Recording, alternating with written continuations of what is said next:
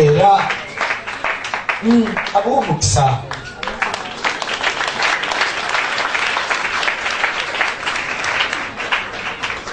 Bano bakyaleetanga amanya bannange. Abagagga abato tebakeera, tebapapa. Naye ono Kalangu aleese oba taleese.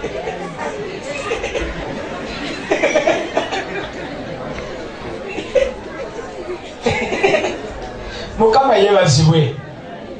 Era bwe tutyo bwe tukola emirimu gyaffe mpola mpola without pressure. Era bwe tukano bagamba no what? No sowesi. Ne ku Sunday ejja bwoddayo Mukama n'ayogera naawe ekiro ng'otuleetera. Mukama agenda kwogera naawe. Kasita ayogera naawe ng'oyanguwa tolwayo. Waliwo Katonda baalumba obulumi n'agamba twala ekirabo lwa mpaka. Mark essula 16:14. Mark 16:14. Omusumba mukisa David mukwano gwo era mukwano gw'abangi. Olunaku luno mbadde ndwesunga nga nalulindirira era lutuuse. Oluvannyuma n'alabikira 11 nga batudde ku mmere n'abanenya olw'obutakkiriza n'obukakanyavu bw'emitima gyabwe, kubanga tebakkiriza abaamulaba ng'amaze okuzuukira.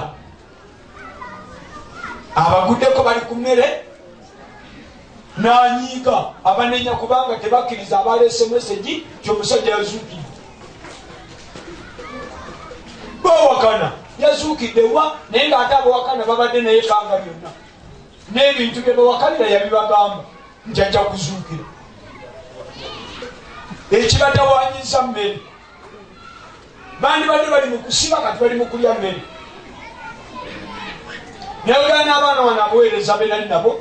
Yali Wednesday saavisi y'akawungeezi nga tugimaze. Buli Wednesday tubeera ne saavisi y'akawungeezi ssaawa 11 ez'akawungeezi. Okutandika enkya tugenda kujjanga wano buli nnaku tusabira lukuŋŋaana from Monday to Friday. Kutandika enkya ssaawa 11 ez'akawungeezi buli annyuka ng'atwegattako. Nayogera n'abaana wano Wednesday wedde Ronnie yabuulira n'abuulira okusaba. Musabe muleme kuyingira mu kukemebwa. Bw'amala okusaba ne ŋŋamba abaana be nali nabona ne bagamba Peetero ataasaba nga Yesu abagamba basabe era yakemebwa. Yanyiiga n'asalako omuntu okutu naye ago gaali maanyi ga mmere. Yesu alaba mu mwoyo ono omuli wa kawunga n'ekyennyanja. Ate abavubi ekyennyanja akisozekayo bw'ati ne kiddalukira nga magumba gafuluma agamu gayita wano amala gayita wano. Abavubi tebasosola byennyanja. Mwe bye muddamu mwe muli mu kulonda gumba ku gumba nze ntya amagumba g'ebyennyanja. Omuvubi akayingizayo bw'ati n'akafulumya ng'aleeta skeleton. Enyama esigadde kati ye Peetero naye ssebe ekyo kyamuleeta okusalako omuntu okutu kubanga ali mu mmere. Kati awo nvuddewo emmere batawanyiza. Oyenye 15 n'abagamba nti mugende mu nsi zonna mubuulire enjiri eri ebitonde byonna. Akkiriza n'abatizibwa alirokoka naye atakkiriza omusango guli musinga. Buli muntu ku ffe buvunaanyizibwa bwo okubuulira enjiri. Era bamemba ba Triple n'atera okubabuuza mubuulidde abantu bameka omwezi okuggwako. Muntu ku muntu oteeka okuleeta accountability. Obuuliddeyo bameka gy'okolera gwe boosi ku mulimu. Abakozi bo balokoka oba madamu bakutyo balabikira ng'omulogo. Oli lebo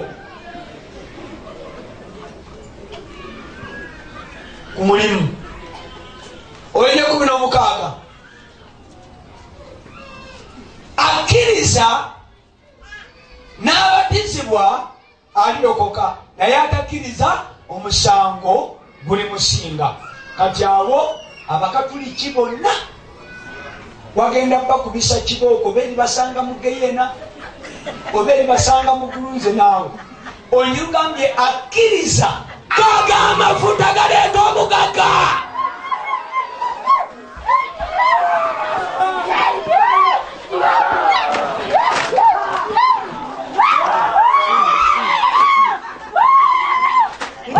amafuta mu kibiina waliyo abakazi abaana b'empulira ekisiraani kyakwambala ne bawona yafuwala olw'okubeera gwe naye olwaliro ogwako omuliro.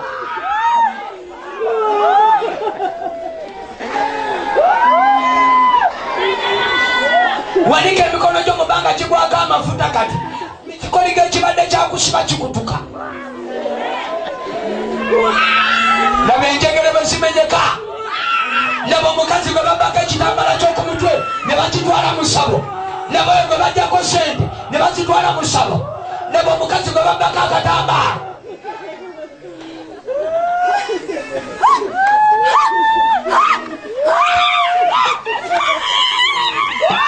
Yakutandisa okwewaana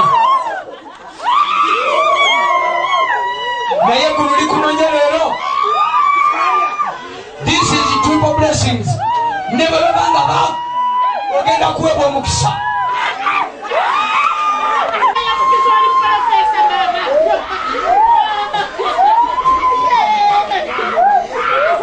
Mu bayamba abali emabega eyo waliyo omuliro gw'empula nga guyita emabega ekkanisa gyekoma. Abantu gye bakomye emabega.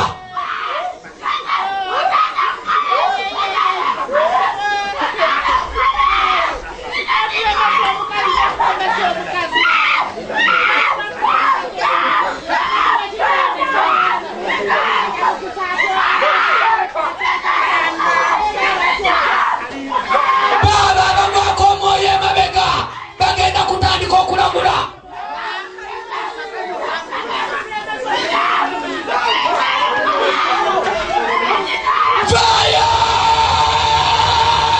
Ogenda oweereza Katonda. Baba mu kibiina abagenda okuweereza Katonda. Baba ababuulizi b'enjiri bannabbi ba Katonda baabo, abasumba baabo, abagagawala baabo.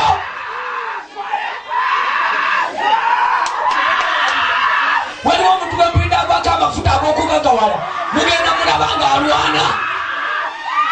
Waliwo agwako amafuta gakutula ekikoligo ky'obwavu ekibadde kyamukwata agenda kugagawala.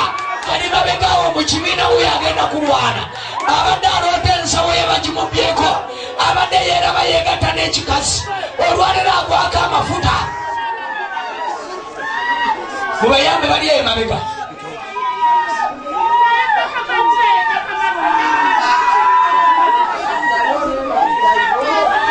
Oloota ekyoyo nga kikuyonka amabeere. Weeraba weebaka n'abasajja. Olaba bakubako sente ez'empapula ne bakulekera ebinusu.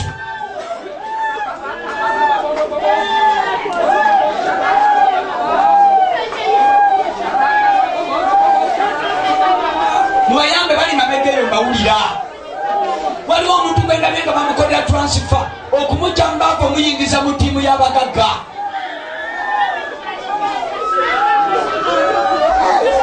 Mubayambe bali eyo emabega ndabye transfer. Ndabye amafuta nga ga transfer. Ndabye amafuta ga transfer. Gaga amafuta ga transfer. Uya agwako amafuta ga transfer.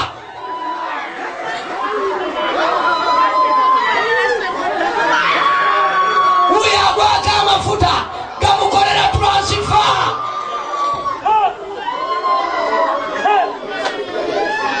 Ndabye gwe basimbuliza nga bamujja mu bwavu bwe bamuloga bamuteeke mu layini y'abagagga.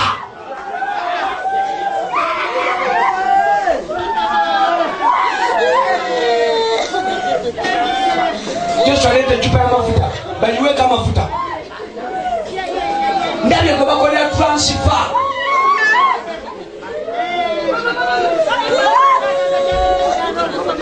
Muleetere muyiseewo.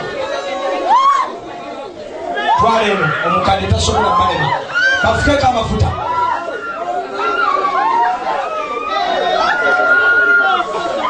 Asigadde teeka emikono gyo mu bbanga. Wakyaliwo ekisa ky'empulira. Bwe tumala mwenna tugenda basaako amafuta ku mutwe nga tukola si omwoyo guleme komawo. Wanika emikono gyo mu bbanga tukyasaba.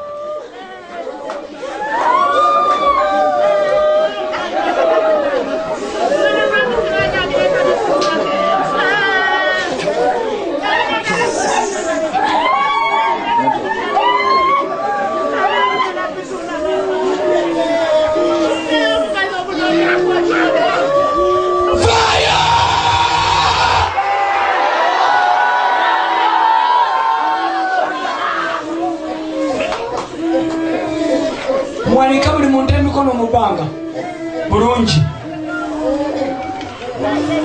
njogera kati eri omwana gwe baali baloga obutafumbirwa oli mu kibiina awo omuzimu gukuvaako kati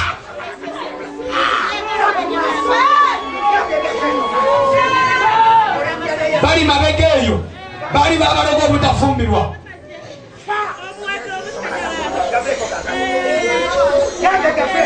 baba emabega embaga zaabwe zimaze okutuuka.